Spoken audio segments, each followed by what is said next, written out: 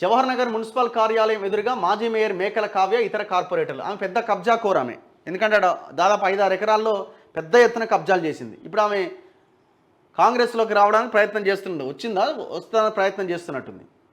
Greater హైదరాబాద్లో బీఆర్ఎస్కు shock తగిలింది. అధికార కాంగ్రెస్లోకి ఇప్పటికే వలసలు జోరందుకున్న తరుణంలో ఇప్పుడు మరో సిట్టింగ్ మేయర్ స్థానాన్ని అనూహ్యంగా చేజార్చుకోవాల్సి వచ్చింది.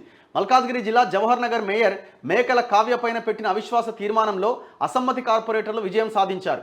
ఇప్పుడు కొత్త మేయర్ను ఎన్నుకోవాల్సి ఉన్నది. దాంతో వారంతా బీఆర్ఎస్లోనే కొనసాగుతారా, కాంగ్రెస్లోకి జంప్ చేస్తారా అన్నదానిపైన ఆసక్తి నెలకొంది. జవహర్ నగర్ కార్పొరేషన్లో మొత్తం 28 మంది కార్పొరేటర్లు ఉన్నారు.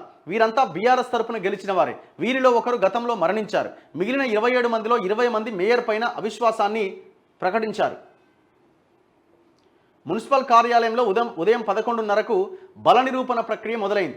దాదాపు 40 రోజులుగా క్యాంపులో కొనసాగుతున్న 19 మంది అసమ్మతి కార్పొరేటర్లు ఇటీవల కాంగ్రెస్లోకి వెళ్లిన కార్పొరేటర్ నిహారికా గౌడ్తో కలిసి నేరుగా కార్యాలయానికి చేరుకున్నారు.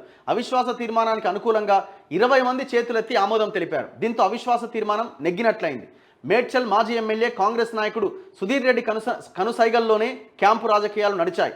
అవిశ్వాసం ప్రవేశపెట్టిన కార్పొరేటర్లు కాంగ్రెస్లో చేరుతారా లేక బీఆర్ఎస్లో కొనసాగుతారా అన్న దానిపైన సస్పెన్స్ నెలకొంది. దీనికి మనోడు బ్యాంకాకులు గీంకాకులు అని తిప్పిండు. ఎవరు మన వీళ్ళని కూడా తిప్పిండు అనుకుంటా.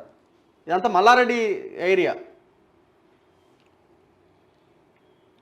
జోకర్గా ఉన్నోడే 100 ఎకరాలు కబ్జా పెడితే నేను 5 ఎకరాలు పెట్టొద్దని పెద్ద ఎత్తున కబ్జా జవహర్ నగర్లో.